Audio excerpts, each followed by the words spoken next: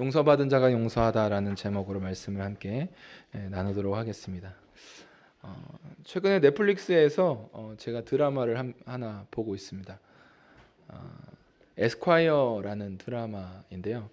이렇게 멋진 중년 이진욱 씨가 나옵니다. 그래서 굉장히 또 잘생기게 나왔더라고요. 그래서 보면서 참 어떻게 수트가 저렇게 잘 어울릴까 생각이 듭니다.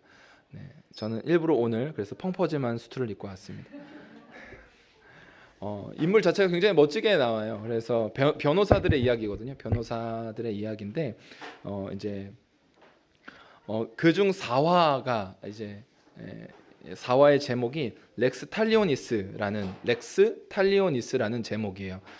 이 말을 들으면 이 단어는 우리가 들어본 적이 없는 단어인데라고 생각할 수 있습니다. 그런데 성경에서 우리가 읽는 성경에서 이 렉스 탈리오니스라는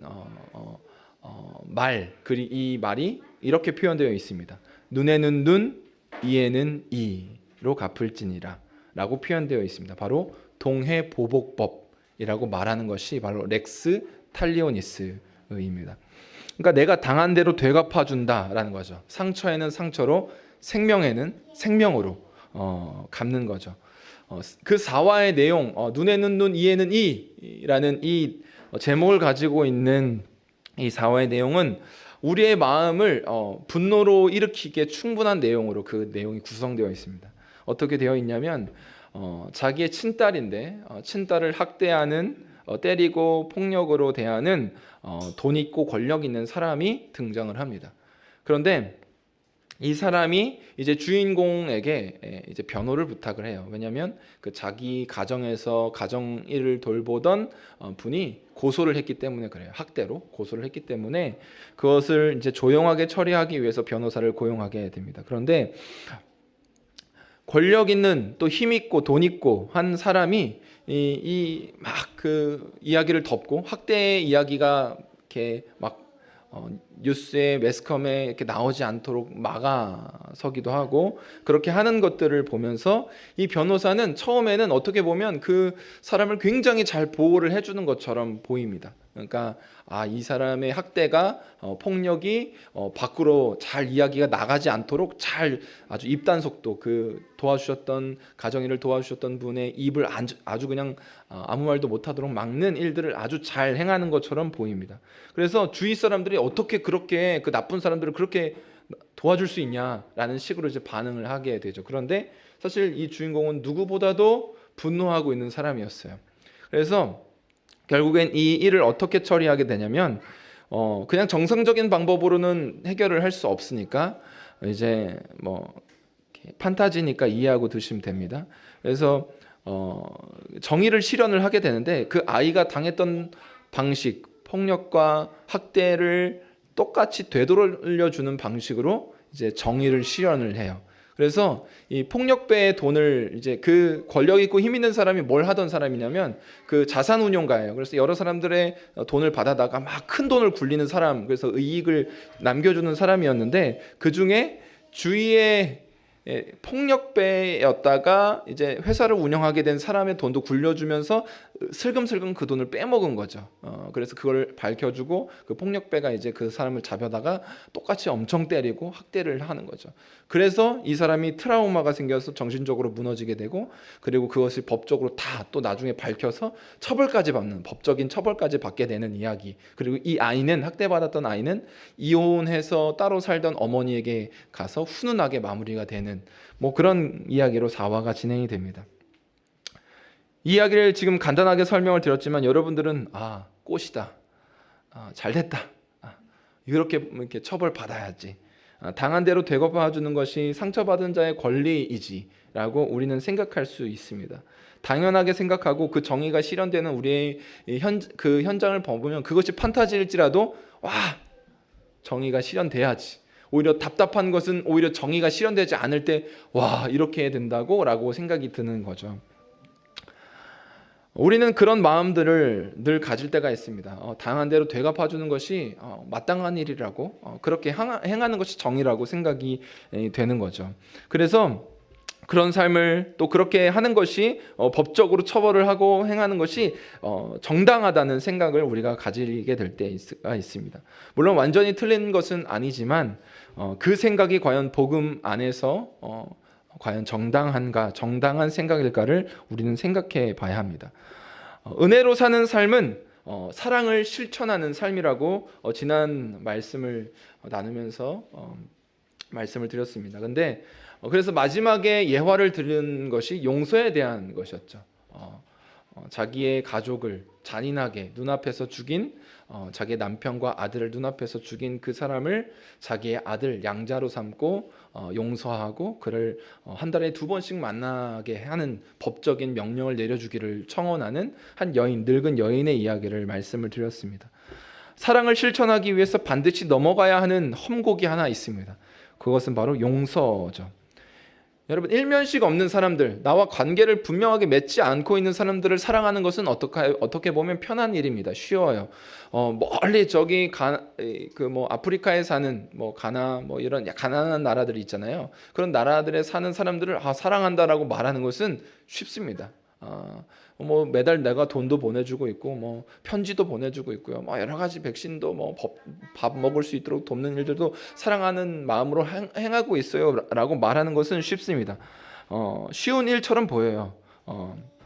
왜냐하면 그 사람과 나는 앙금이 없거든요. 뭔가 맺힌 게 없어요. 그런데 관계적으로 틀어진 적이 없으니까 사랑한다고 말을 할 수 있는 부분들도 있는 거죠. 분명히 그것도 쉬운 일은 아니지만 어떻게 보면 용서할 필요가 없는 관계에서 사랑은 용서해야만 하는 관계에서의 사랑보다 훨씬 더 쉬운 거예요.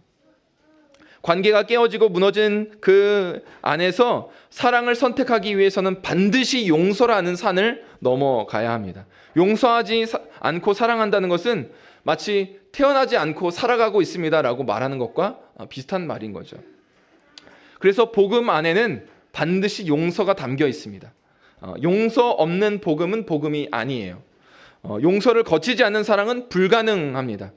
그래서 신학자 중에 톰 라이트라는 우리가 완전히 동의할 수 없는 분이긴 하지만 그 통찰력 있는 해석을 여러 가지를 하시거든요. 그런데 그 중에 하나가 예수님의 화목케 하는 사역, 그 십자가의 사역이 그 사역을 통해서 비로소 하나님이 우리를 용서하시고 우리가 용서를 구할 수 있는 용서받을 수 있는 길이 열렸다라고 말하면서 하나님은 세상을 죄의 짐에서 그 십자가를 통해서 해방하실 뿐만 아니라 어떤 의미에서는 하나님 자신도 타락한 세상에 늘 진노하셔야 하는 짐에서 해방하신다라고 말한 거죠. 그러니까 우리 편에서 죄의 짐을 해방하시는 사건이 십자가이지만 하나님 편에서는 늘 그 타락한 세상을 향하여 진노하셔야만 하는 그 길에서 십자가가 비로소 그 짐을 내려놓게 만드는다는 것이죠.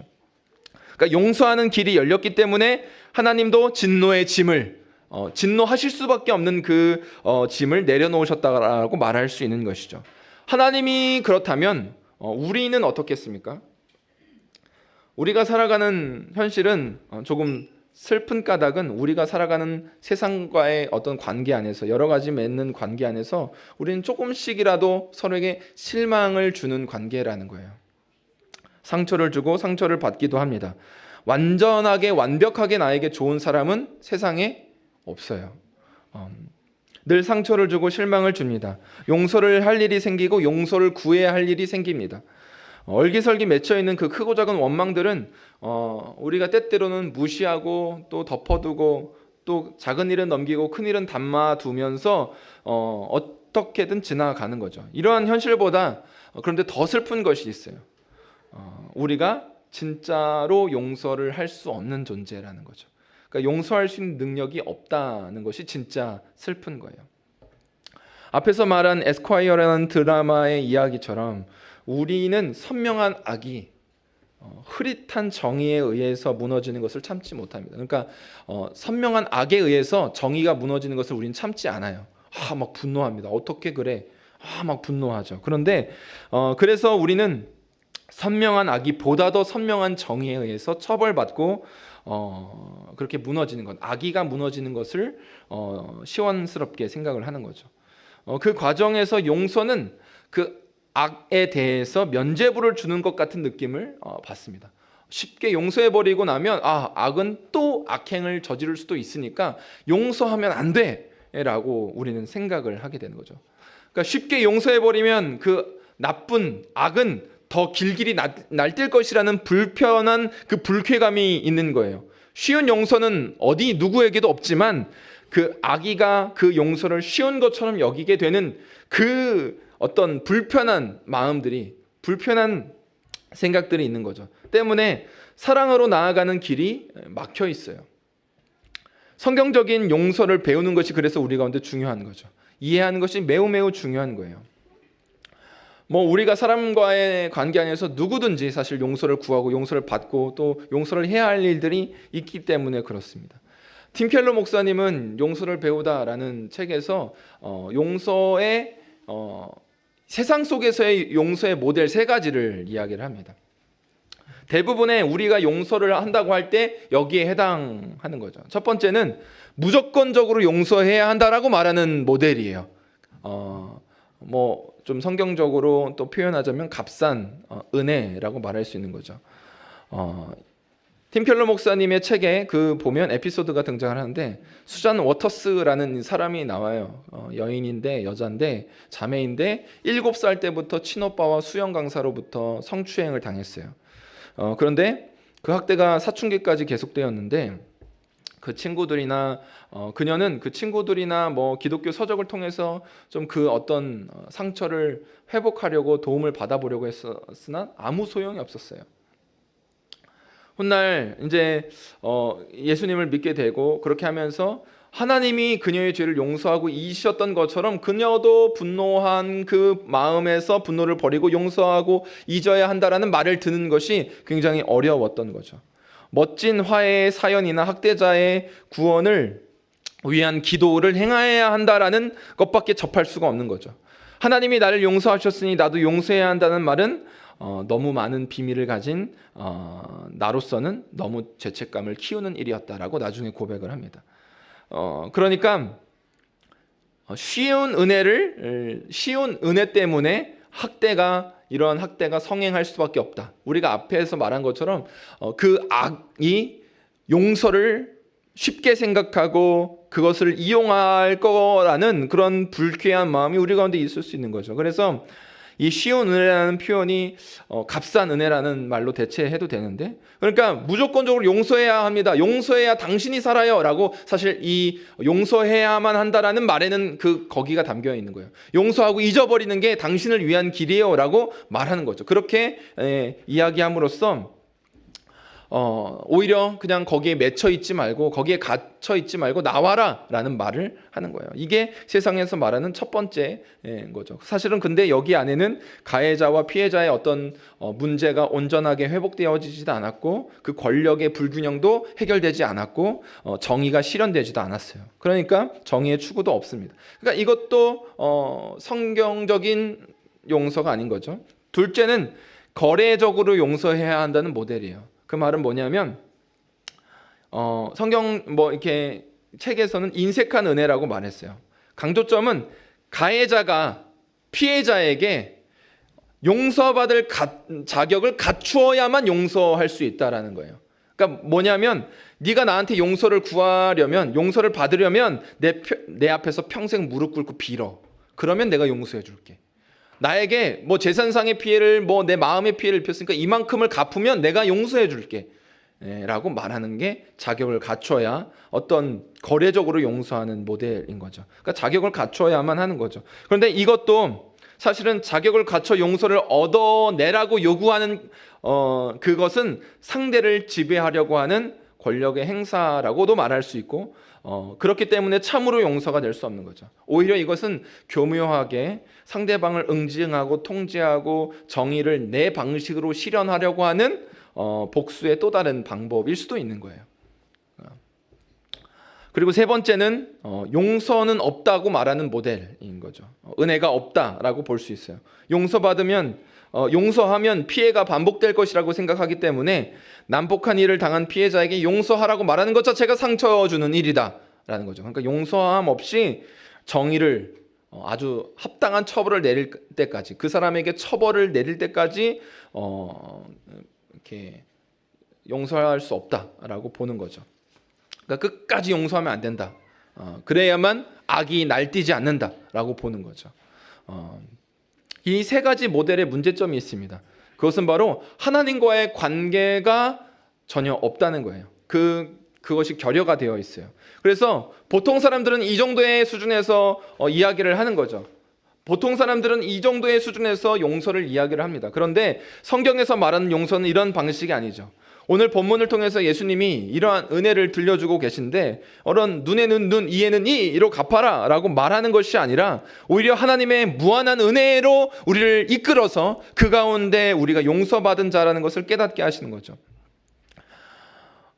오늘 본문은 용서하지 못하는 종의 비유입니다. 악한 종에 대한 비유인데, 이것은 베드로의 질문을 통해서 시작을 해요.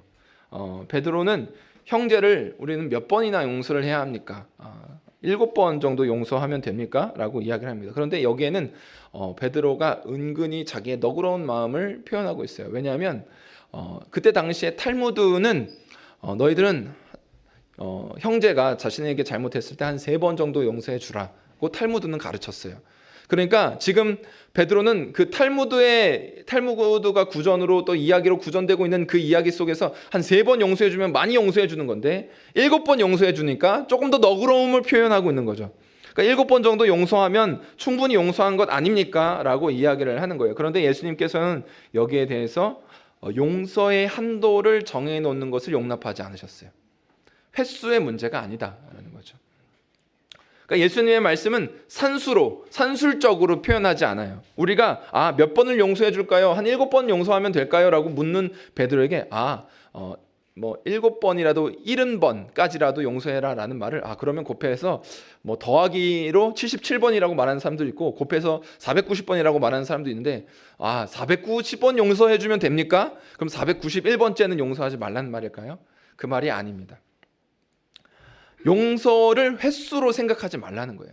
산술적으로 몇 번을 용서해 줘야 된다라고 생각하는 것 자체가 사실 용서하지 못하고 있다라는 말이죠.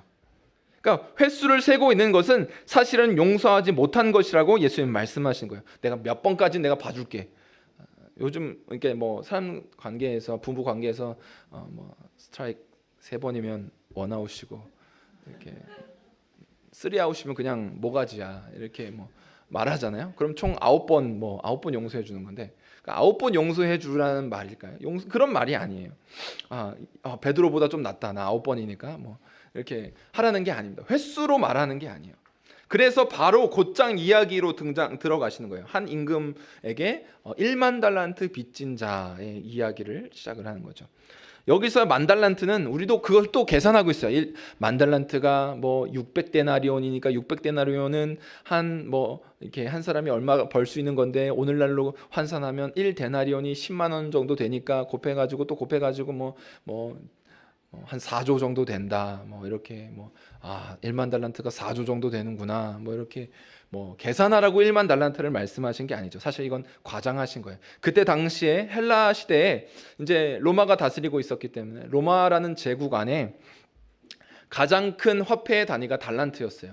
그러니까 달란트라는 화폐 단위가 가장 큰 단위였고, 그러니까 큰 단위가 달란트. 1달란트라고 말하는 게 우리가 이제 가지고 있는 5만 원권이 제일 높은 그것처럼 그때 당시에는 달란트가 제일 높은 화폐였어요. 그런데 그리고 헬라어 단어로 딱 별도의 단어로 존재하는 숫자가 1만이 최고예요. 10만부터는 그러니까 숫자를 더해야 되는 거, 합성어인 거예요. 그러니까 별개의 단어로 사람들이 생각하기에 가장 큰 수라고 생각하는 게 1만이라는 숫자예요. 그러니까 주님께서는 지금 1만 달란트라는 걸 계산해서 4조야. 오늘날 환산하면 4조라는 돈은 개인이 갚을 수 없는 금액이지 엄청 큰 거야 라고 말하는 것. 그 말하는 것이 아니에요. 사실 생생하게 이 사람은 무한대의 빚을 지고 있는 거야 라고 사실 그때의 화폐 단위로 설명을 하고 있는 거죠. 그런데 그 말에서 이제 1만 달란트 빚진 자가 사실 어떻게 빚졌는지는 설명하지 않아요. 그런데 빚을 진 거죠. 빚을 졌는데 이제 빚을 청산해야 할 때가 온 거예요. 그런데 이제 당연히 갚을 수 없기 때문에 갚겠다라고 말하면서 참아달라고, 벌을 내리지 말아달라고 탄원을 하게 됩니다. 사실 갚을 수 없는데 갚겠다라고 말하는 것 자체가 사실 어불성설이죠. 그런데 어쨌든 탄원하는 그에게 이제 하나님께 조금만 참아주세요라고 말하는 것은 사실 헬라어로 보면 이 천천히 끓거나 녹는다라는 의미를 가지고 있어요. 참아주세요, 인내해 주세요, 조금만 기다려 주세요라는 말이거든요. 근데 이것이 천천히 끓고 천천히 녹아내리는다는 뜻에서 오래 참다라는 말로 많이 번역이 됩니다. 근데 어쨌든 인내해 달라는 말이에요. 그런데 주님께서는 인내하시기로 선택하셨어요. 그 왕은 인내하기로 선택했습니다.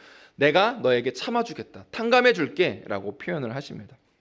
그 말은 사실 인내해 주시겠다라고 말하는 것은 고난에 불구하고 그 고난이 있지만 그 고난을 견디겠다라는 거죠. 누군가의 빚을 내가 탕감해 주겠다라고 말한다면 그 빚을 내가 부담하겠다라는 거죠. 예를 들면 뭐 그럴 일은 별로 없지만 이제 제가 예전에 제가 잘했다는 게 아니라 이제 주중에 쓸 일이 없어서 차를 별로 제가 끌고 다닐 일이 없어서 이제 신대원을 왔다 갔다 해야 하는 이제 전도사님들이 교회에 있었거든요. 그래서 차가 없는 거예요. 셋 다 차가 없어서 이제 가는 길이 너무 월요일 날 갔다 금요일 날 와야 되는데 너무 힘들게 갔다 너무 힘들게 오는 거예요. 왜냐하면 천안에서 용인 거기까지 가려면 그냥 가려면 버스 타고 막 복잡하게 가면 굉장히 그 일주일에 짐을 들고 왔다 갔다 하기가 굉장히 힘들거든요. 근데 한 명이면 좀 그냥 알아서 가야지라고 생각했을 텐데 두 명이 되고 세 명이 되니까 이제 그래 내가 주중에 차 쓸 일도 없고 교회에 차가 있으니까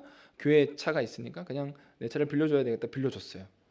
근데 빌려줬는데 잘 타고 다니고 이제 반환을 해줬는데 만약에 그 빌려간 전도사님이 차를 반파를 해가지고 온 거예요.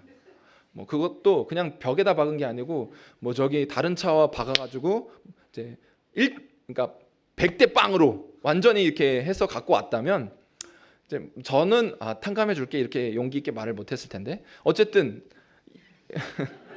네 이제 어쨌든 내가 탕감해 준다라는 말은 용서해 준다라는 말은 자, 그 차가 완전히 박살난 거 내가 처리할게.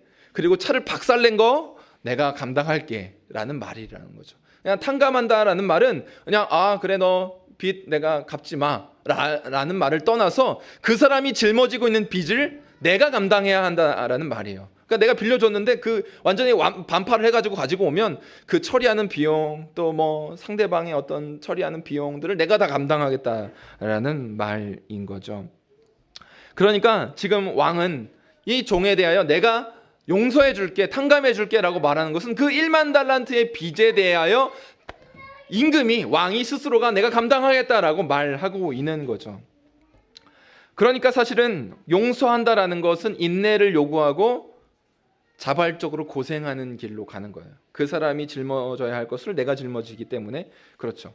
이렇게 탕감을 받고 이야기는 끝났으면 참 좋겠는데 탕감을 받은 걸로 이야기가 끝나지 않죠. 새로운 국면이 바로 이어집니다. 그 종이 탕감받은 종이 나가서 자기에게 100데나리온 빚진 자를 만나죠. 그 목을 잡고 빚을 갚으라고 이야기를 합니다. 협박하고 은혜를 받은 자가 은혜를 베푸는 대신 동료를 옥에 가둡니다. 이를 지켜보던 임금의 신하들이 임금에게 말하여 결국엔 그 1만 달란트의 빚을 갚으라고 다시 이제 옥에 가두게 되죠. 그러면서 하신 말씀이 내가 너를 불쌍히 여김같이 너도 너의 동료를 왜 불쌍히 여기지 않았느냐라는 거죠. 사실 우리에게 복음은 계속해서 우리가 용서해야 한다는 것을 강조하고 있어요. 주기도문에 우리가 주기도문 하면서 주님께서 우리를 용서하심 같이 우리도 용서해야 한다는 것을 가르치죠. 우리가 그래서 계속 이야기를 합니다. 그리고 성경 곳곳에 보면 우리의 용서가 하나님의 용서를 드러내기 때문에 반드시 너희들은 용서해야만 한다라고 명령하시고 가르치세요. 그래서 우리가 용서받은 자라면 용서하는 것이 마땅하다는 것을 연결해서 이야기를 하시는 거죠. 그런데 우리의 감정적으로는 그 용서가 굉장히 어려운 거예요. 사랑을 행하려면 용서해야 하는데 용서라는 험곡을 넘어가기가 굉장히 어려운 거죠. 그냥 단순히 몇 가지 그냥 실수하고 잘못한 것은 넘어갈 수 있어요. 그런데 내 마음에 깊은 상처를 주는 사람들에 대하여 여러분 용서하는 것이 쉬울까요? 쉽지 않은 거죠. 성경에는 그 이야기가 등장합니다. 바로 요셉의 이야기 속에서 등장을 해요.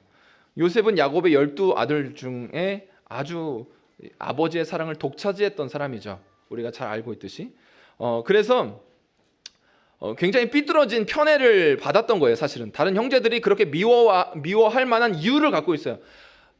사랑을 독차지하고 있으니까요. 아버지의 사랑을 못 받는 형제들은 당연히 그 사랑받는 형제를 미워하고 분노할 수밖에 없죠. 그래서 그 형제들이 이제 우리가 잘 알듯이 애굽에 팔아버립니다.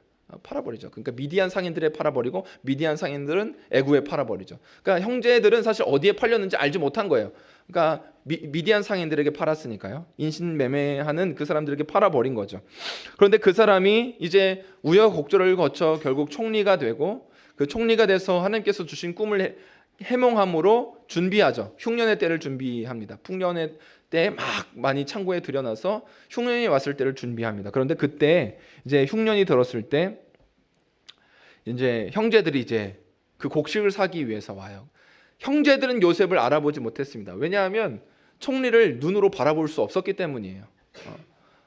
물론 요셉이 컸기 때문에도 못 알아봤을 수도 있지만 휘황찬란한 정말 총리의 옷을 입고 총리의 자리에 앉아서 있는 사람이 우리가 팔아버렸던 동생이랑 좀 닮았네라고 생각을 할 수도 있겠죠. 그런데 그 사람이 그 사람일 거라고 감히 생각은 못하는 거예요. 닮았네라고 생각이 들어도 생각은 할 수 없는 거죠. 요셉이다라고 생각을 할 수 없었을 거예요. 그리고 엎드려서 사실은 요셉을 바라볼 수도 없었습니다. 그런데 어쨌든 형들은 못 알아봤는데 요셉은 바로 알아봤어요. 형들이라는 것을. 어떤 마음을 가지고 있었을까요? 자기가 여기까지 올 때 당했던 고난들을 생각해 보면 그냥 돌려보내 라고 생각을 할 수도 있었죠. 근데 어쨌든 이 모든 과정들을 통해서 요셉도 그 자기의 동생 베냐민을 보고 막 엉엉 울고 형제들을 보면서 이렇게 용서를 행하게 하게 되는데 그것이 45장에 이제 이 용서의 이야기가 기록되어 있어요. 그런데 어떻게 이야기를 하냐면 나는 당신들을 용서합니다라고 표현을 하는 거죠. 요셉은 그들의 죄를 분명하게 언급을 하면서 당신들이 나를 이곳에 팔았다고 근심하지 마십시오. 한탄하지 마십시오. 하나님이 생명을 구원하시려고 나를 먼저 보내신 것입니다라고 이야기를 하면서 당신들을 보호하시려고 이렇게 행하신 것이다라고 이야기를 하는 거죠. 그러니까 그가 지금 용서하기 위해서 깨닫고 있는 것이 무엇이냐면 바로 하나님과의 관계 안에서 자기의 위치를 발견하고 있는 거예요. 그렇지 않고는 사실 인간적인 마음으로는 용서하기가 어렵죠. 자기를 아무리 미워해도 어떻게 형제를 죽이는 데에 내줄 수 있겠어요. 사실 죽인 거나 다름이 없는 거거든요. 그때 당시의 사고방식으로는 종으로 팔아버렸다는 것은 죽이는 것과 다름이 없어요. 사실 죽이는 게 더 나을 수도 있어요. 종으로 팔려서 살아가는 삶이라는 것은 고난이고 고통이었기 때문에 어떻게 보면 그냥 죽이는 게 나을 수도 있겠죠. 그런데 그런 대우를 받았다는 것이 요셉에겐 엄청난 상처를 있었겠죠. 그런데도 불구하고 어렸을 때 받은 상처니까요. 그런데 그는 지금 어떤 차원에서 용서를 행하고 있냐면 형들을 용서하기 위해서 먼저 하나님이 행하심을, 하나님이 무엇을 위해서 이 일들을 행하셨는지를 자신과의 관계 안에서 수직적인 차원에서 그걸 이해하고 있는 거예요. 그리고 수평적인 차원으로 넘어가게 되는 거죠. 그리고 초청하고 모든 가족들을 애굽으로 데려오게 됩니다. 근데 아버지가 살아계셨잖아요. 야곱이 살아계셨어요. 근데 아버지가 살아있을 때는 감히 어떻게 그래도 형제들을 죽이겠어 라고 그냥 아버지가 있으니까 참겠지라고 형제들은 생각했던 것 같아요. 근데 야곱이 죽게 되자 형들은 다시 근심해요. 이 요셉이 우리를 다 어떻게 해버리는 거 아니야? 라고 이야기를 하는 거죠. 그런데 그를 향해서 요셉은 어떻게 이야기하냐면 내가 당신들에게 복수하지 않겠습니다 라고 이야기를 하는 거예요. 그래서 당신들은 내게 악을 행했을지라도 하나님께서 선으로 바꿔주셨고 그렇기 때문에 용서를 내가 행하겠다라고 창세기 50장에서 이야기를 합니다. 그러니까 이 말을 듣고 그제서야 이 형제들이 막 울고 막 이렇게 하게 되는 거죠. 그러니까 요셉은 두려워하지 말라라고 말하면서 내가 하나님을 어떻게 대신하겠습니까? 라고 이야기를 하는 거예요. 이것은 요셉은 충분히 겸손했기에 용서가 가능했다라는 것을 발견하는 거죠. 왜냐하면 하나님이 앞에서 자신도 똑같이 용서받아야 한다라는 죄인을 알았기 때문에 용서하는 거죠. 하나님을 대신하고 자기가 심판자의 자리에 올라가서 심판하지 않겠다라고 말하는 거예요. 내가 내 노염을 풀기 위해서 재판관의 자리에 앉아서 막 이렇게 행동하고 정의를 행하는 것이 나에 대하여 내가 그만한 자격이 있다라고 생각하는 것이 아니라 하나님을 대신할 수 없다라고 이야기를 한 거죠. 나는 그런 자격이 없다라고 말한 거예요. 사실은 그렇기 때문에 누구든지 원한을 품고 있는 사람은 내가 하나님을 대신할 수 있다라고 그 심판할 권리가 있다라고 생각을 하는 거죠. 그러니까 겸손했기 때문에 하나님 앞에서 겸손했기 때문에 가능할 수 있었어요. 그리고 두 번째로 요셉은 헤아려 했지만 하나님께서 그것을 바꾸셨다라고 말하는 거죠. 그러니까 충분한 기쁨을 가지고 있었어요. 그것은 무엇이냐면 형들이 한 일은 형들이 행동한 것은 나쁜 일이었지만 그것을 나에게 하나님께서는 선으로 바꿔주셨다는 거죠. 내가 기뻐할 수 있는 일로 바꾸셨다는 거예요. 행위가 악했지만 하나님은 그 악을 가지고 나에게 선으로 바꾸셨다라는 거죠. 그렇기 때문에 요셉은 행동으로 나아가는 거예요. 그 다음 단계인 행동으로 나아가는 거죠. 내가 당신들과 당신의 자녀들을 기르겠습니다. 양육하겠습니다. 걱정하지 마세요. 라고 용서를 행하는 거죠. 요셉의 용서의 이야기는 우리를 통하여 깨닫게 하는 거죠. 바로 용서를 행하려면, 우리 사람과의 용서를 행하려면 전적으로 하나님과의 관계에서만 가능하다라는 것을 깨닫는 거죠. 그러니까 우리가 우리 안에서 하나님을 통해서 가난해지고 하나님을 통해서 부유해져야만 우린 용서가 가능한 거예요. 내가 죄인한 사실로 인하여 하나님 앞에서 가난해지는 마음이 되지 않으면, 나도 똑같은 존재라는 것을 깨닫지 않으면 우리는 절대로 그 사람을 용서할 수가 없어요. 반대로 하나님 안에서 부요함을 경험하지 않으면, 용서받은 자의 기쁨을 경험하지 않으면 그를 용서할 수가 없는 거죠. 그렇기 때문에 우리는 이 지금 1만 달란트 빚진 자가 하나님 안에서 용서를, 그 임금에게 용서를 받았다면 그 가운데 내가 누군가를 용서해야만 한다는 정체성을 깨달았어야 합니다. 내가 지금 얻은 그 탕감받은 것이 얼마나 큰 것인지를 깨달아야 하는 거죠. 근데 사실 여기까지 우리가 머리로는 이해하는데 실제로는 어렵습니다. 그 이유가 무엇이냐면, 우리가 사실 이 복음 중심 삶이라는 어떤 이 주제를 가지고 계속 우리가 말씀을 살펴보고 있는데, 그것처럼 우리는 반드시 늘 자라가야만 합니다. 자라가야 하는 것이 두 가지 인식이 자라가야 한다라고 말씀을 드렸어요. 거룩하신 하나님에 대하여 우리는 늘 자라가야 합니다. 알아가야 해요. 그리고 한 가지, 우리가 늘 죄인이라는 것, 얼마나 큰 죄인인지를 깨달아가야 하는 거예요. 점점점 더 깊어져 있는 나의 죄성을 발견해야 하는 거죠. 그러니까 하나님에 대하여 알아가면 알아갈수록 그 빛이 나로 하여금 비추어서 내가 얼마나 큰 죄인이었는지를 깨달아 가야 하는 거죠. 그런데 이 복음의 확장선에서 우리가 자라가야 하는데 자라가지 못하기 때문에 우리는 이 내적인 가난함과 부요함을 모두 다 누리지 못하게 되는 거죠. 우리가 사실은 용서를 받고 그 가운데 얼마나 큰 용서를 받았는지를 깨달아야만 사실 복음의 능력을 경험하게 되는 자리로, 용서할 수 있는 자리로 나아가게 되는 거죠. 누군가를 용서하는 조건으로 하나님의 용서를 우리는 경험하지 않은 거예요. 사실은 복음의 논리는 내가 이미 너를 용서했다, 그러므로 너도 남을 용서하라라는 거죠. 이 비유에서 우리가 이해할 수 없는 것은 다 맞는 말씀임에도 불구하고 사실은 우리가 용서에 인색해지는 거죠. 용서하기가 어렵기 때문에 어려워지는 거예요. 그런데 우리는 그 가운데 절대평가와 상대평가를 좀 구분할 필요가 있습니다. 우리가 누군가를 용서하기 힘들 때는 그 사람을 자신과 비교해서 상대평가로 하는 거죠. 나에 비해서 그 사람은 나에게 더 잘못한 사람이라고 느끼기 때문에 용서하기가 힘든 거죠. 적어도 나는 저 사람이 저지르는 짓 같은 것을 난 한 일이 없어 라고 생각하는 거죠. 늘 당당하고 나는 베푸는 자로 그 사람과 비교해서 우위에 서는 거예요. 그런데 주님의 비유는 내가 너에게 어떻게 해주었는데 너는 어떻게 그렇게 행할 수 있느냐라고 말하는 거죠. 그러니까 주님은 하나님 앞에서 절대평가로 나와 너를 보라는 거죠. 하나님 앞에서 절대평가로 보라는 거죠. 그러니까 그 사람이나 나나 하나님 앞에서는 요만큼이냐의 차이인 거죠. 조금도 사실 차이가 없는 거예요. 50보 100보인 거죠. 예를 들자면 전쟁에서 도망가는 병사가 있는데 저기 앞에 도망가는 병사와 여기 바로 지금 싸우고 있는 데서 조금 도망가려고 하는 병사와 차이가 있습니까? 결국 싸움에서 회피하고자 하는 것은 똑같은 거예요. 조금 멀리 갔느냐 조금 덜 갔느냐의 문제일 뿐인 거죠. 그러니까 우리가 용서를 할 수 있는 것은 반드시 하나님과의 관계 안에서만 우리가 그것을 받아들이고 이해해야만 나 자신을 이해해야만 가능한 거예요. 그렇기 때문에 우리는 모든 관계를 쌍방의 관계로만 해석하면 안 됩니다. 너와 나와의 관계로만 바라봐서는 안 돼요. 우리의 관계의 테이블에 또 한 분을 모셔야 하죠.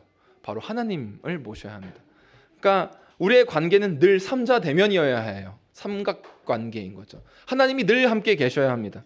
그러니까 가장 가까운 부부 관계도 두 사람을 바라보기가 쉽죠. 두 사람만 바라보기가 쉬워요. 그러니까 두 사람 안에서 우린 늘 상대평가합니다. 내가 너보다 나아 라고 생각할 수 있죠. 그러나 하나님과의 관계 안에서 하나님이 함께 하시는 관계로 바라봐야 합니다. 1대1의 관계가 아니라 하나님과 우리의 관계로 바라보는 거죠. 그렇기 때문에 우리는 그렇게 인식하고 바라보고 의식해야 하는 거예요.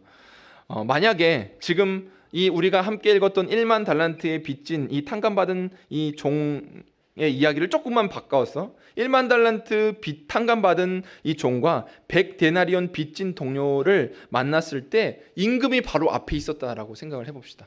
그러니까 1만 달란트 탕감받은 자가 그 100데나리온 자기에게 빚진 자를 만났을 때 임금도 같이 동행하고 있었으면, 만약에 그렇다면 그 100데나리온 빚진 동료에게 어떻게 행동했을까요? 지금 내가 1만 달란트 탕감받고 나오는 길에 임금이 동행하고 있고 그 100데나리온 빚진 자를 만났다면 어떻게 행동했을까요? 멱살을 잡았을까요? 그렇지 않았을 겁니다. 내가 받은 1만 달란트를 생각했으면 100데나리온을 갚으라고 요구하지 않았을 거예요. 근데 왕이 거기에 없으니까, 왕은 지금 저 궁전에 있으니까 지금 나와 너와의 관계로만 해석하고 있는 거죠. 그러니까 주님이 함께 하셔야, 그 가운데 함께 하심으로 주님이 모든 관계 속에 우리와 함께 하시기 때문에 내가 용서해 줘야 할 대상을 만났을 때 단순히 1대1의 관계가 아니라 내가 어떤 존재인지 하나님과의 나와의 관계 안에서 받았던 그 은혜들을 그에게도 베풀 수가 있는 거죠. 그러니까 나의 이 태산과도 험곡 같은 큰, 그러니까 무엇으로도 갚을 수 없는 무한한 죄를 용서해 주신, 아무런 조건 없이 용서해 주신 그분이 나에게 지금 바라보고 계신다라는 생각을 잊어버리면 우린 언제나 쌍방의 관계로만 이해합니다. 상대적으로 나는 너보다 나아, 그러니까 너는 나에게 용서를 빌어야 돼. 뭐 내가 용서를 빌면 용서해 줄게, 나에게 엎드리고 살살 기어, 이런 식으로 우린 세속적인 용서의 모델을 취할 수밖에 없는 거죠. 그래서 성경은 사실은 우리로 앙심을 품는 것이 사랑받은 자의 양심을 얼마나 쓰라리게 만드는지를 말하는 거예요. 네가 사랑받은 자라면 그 앙심을 품고 있는 것이 회복된 주님의 은혜 가운데 그 양심이 얼마나 아프게 하는지를 깨달아야만 한다는 거죠. 그렇기 때문에 우리는 복수하는 것, 원수 갚는 것이 우리 가운데 있지 않고 오히려 원수에게 복을 빌어줄 수 있는, 나에게 내가 그를 향하여 용서하는 것을 넘어서 그를 위하여 살아가는 삶을 살아갈 수 있는 것이 바로 여기서부터 시작할 수 있는 거죠. 용서하지 않는 마음은 하나님의 사랑을 질식시킵니다. 은혜를 메마르게 만들어요. 그래서 받은 사랑을 멸시하기 때문에 우린 점점 더 용서하지 못하고 사랑으로 넘어갈 수가 없습니다. 용서는 사실 우리에게는 불가능한 일입니다. 용서보다는 정의의 이름으로 복수를 행하는 것이 훨씬 더 좋아요. 우리의 마음을 시원하게 합니다. 그러나 복음이 우리를 용서하는 사람으로 바꾸어 낸다는 사실들을 믿으시길 바랍니다. 복음은 우리가 용서해서 그 능력을 경험할 수 있도록, 그래서 용서할 수 있는 자로 우리로 나아가게 하는 거죠. 우리 가운데 그래서 우리가 용서가 단번에 이루어지지 않는다 할지라도 용서를 베푸는 일은 순간일 수 있지만, 용서하는, 마치 말씀을 드렸던 것처럼 인내해야만 하는 시간들이, 감내해야 하는 시간들이 있는 거예요. 이 팀 켈러 목사님이 이걸 이렇게 설명했어요. 내가 용서합니다라고 말한다는 것은 선물을 주는 거예요. 근데 그 선물을 사기 위해서 엄청난 비용을 치르는 거죠. 그렇기 때문에 단번에 카드를 긁지 않고 할부로 긁었어요. 그래서 매달 그 할부 금액을 그 선물을 준 자는 할부 금액을 갚아야 가는 거죠. 근데 선물을 받은 자는 한 번에 받는 거예요. 우리가 주님께 받았던 용서가 바로 그것입니다. 주님께서는 우리에게 삶을 살아갈 때는 한 번에 우리를 용서하셨고 단번에 그 값을 치르셨지만, 우리는 이제 살아가는 동안 용서하는 쪽에서는 선물을 주게 되지만 늘 할부로 사서 준 선물이기 때문에 그 비용을 갚을 때까지는 감당해야 하는 부담이라는 거죠. 팀 켈러 목사님 이렇게 설명하셨어요. 그래서 그 과정은 낭비되는 과정이 아니라 오히려 복음의 능력을 통하여 사랑을 깊이 누릴 수 있는 과정이기 때문에 소중하다라고 말합니다. 우리는 용서해야 합니다라는 말을 들을 때 힘들고 어렵습니다. 용서하기가 어려워요. 용서할 수 없는 사람들이 있습니다. 그러나 복음이 이것을 가능하게 합니다. 사실 우리는 용서하지 않는 마음은 독잔을 자기가 마시고 스스로 죽어가는 것과 같다라고 누군가 표현했습니다. 그것처럼 용서는 우리를 살리는, 사실 우리를 살게 하는 길입니다. 그렇기 때문에 복음이 우리의 삶 속에서 용서하게 하고 또 용서를 통해서 풍성한 삶을 경험하게 하는 그 능력을 소망하는 저와 여러분들 되시기를 축복합니다. 사랑으로 향하는 길에는 반드시 용서가 있어야 합니다. 용서를 통해서만 그 길이 열려지게 되어 있습니다.